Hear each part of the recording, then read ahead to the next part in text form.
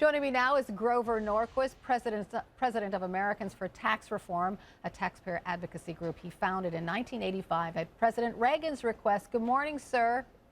Good morning. So the president is talking about raising taxes on wealthy Americans to pay for breaks for the middle class. It appears that 2016, because that's what he's projecting to, right, is deja vu all over again, right? Well, that's what he calls it. Of course, we do know it's a massive series of tax increases, and they'll hit everybody. He is talking about massive spending to go with the significant tax increases. What's odd is that if he really believed that any of this was a good idea, he could have done it in 2009 or 2010 in budget reconciliation with 51 Democratic votes, and he had 60 at one point. This is a list of things he didn't do when he had Democratic majorities in the House and the Senate. This is a political document, and what's odd is the president had told the business community for 6 years now, he's told them that he wanted to reform the tax structure, which is very damaging for Americans. We pay higher rates, the business community pays higher rates than all of our competitors overseas or even in Canada. He's been telling them he wants to do this, he wants to do this, and none of that's here. It's all just tax increases and more spending.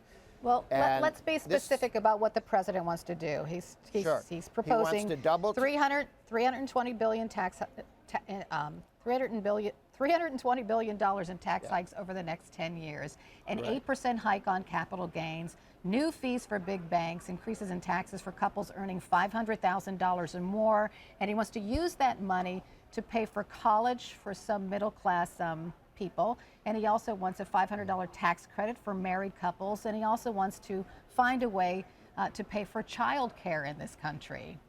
That's all worthy stuff, right?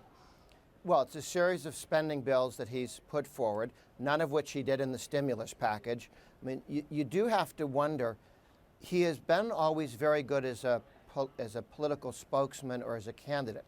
He's going back into campaign mode. Governing mode would have been, what are we going to do on tax reform? There's no tax simplification. He doesn't help people who save their money through 529 programs. He damages those. He damages the Coverdell Education Savings Account and makes them less attractive. Let me ask you this, Grover. Will you roll out a no tax pledge in 2016?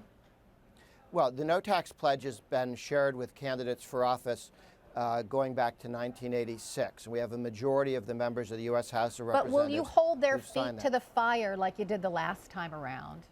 Oh, well, look, the American people hold elected officials to their commitments. President Obama promised he wouldn't tax anyone who made less than $250,000 a year. It took him 16 days to break that promise. There are 8 taxes on the middle class in Obamacare. If he wants to help the middle class, let's get rid of the 8 taxes in Obamacare, which directly hit middle-income Americans and make their lives more painful. Let's talk about that for just a second, because you say President Obama wants a return to the Jimmy Carter era with higher taxes that can kill jobs.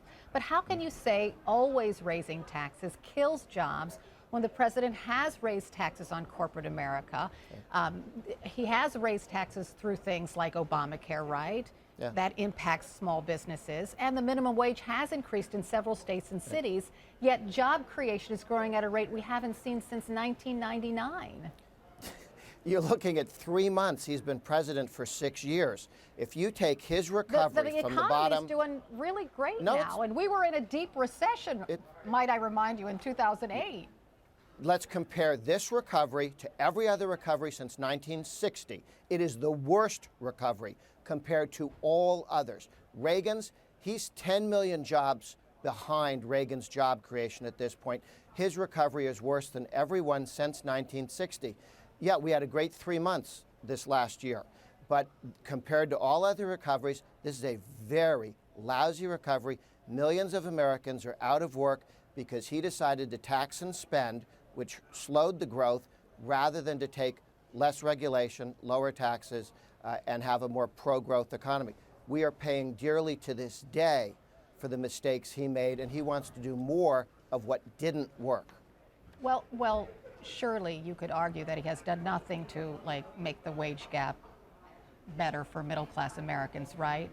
And even Republicans are lamenting the wage gap right now. Mitt Romney, Jeb Bush, Ted Cruz, Rand Paul As far as ideas go, I've heard only one, and I heard it from you as well: reform the tax code. That, of course, takes a minute. Like, surely there are other ways in the meantime that we can solve the sure. problem of the wage gap. What are those ways? We're 10 million people unemployed in this country because of the president's policies compared to Reagan's policies. The wage gap, if you look though, at where we are in the how can we recovery. solve the wage gap problem? By getting more people jobs. One of the reasons you have a wage gap is because people don't have work. But more because we're people not are creating getting jobs, but their wages aren't rising. And that's a fact. There'd be 10 million more people. Actually, it's more than 10. 10's a nice And that'll conservative somehow estimate. drive up wages? Because you go from zero to your wage. The most important thing you can do is get people jobs, and we want to have higher wages. The president's friends, the trial lawyers who are busy suing companies and individuals, are a tremendous cost on economic growth, and they keep wages down. The president has not gotten free trade agreements that were ready to go years ago. He's not focused on those because organized labor has told him no. Now he says he's going to. That would be helpful if he'd switch his policy. But that's a very important thing to getting wages up and to having more growth in the country.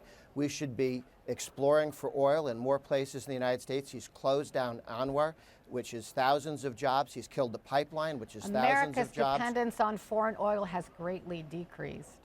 Because That's a we've been fact, drilling too. more. Yes, Right. why? We have been drilling Because more. in private land, on federal land where the president has anything to say about it, it's gone down, not up. Down, not up.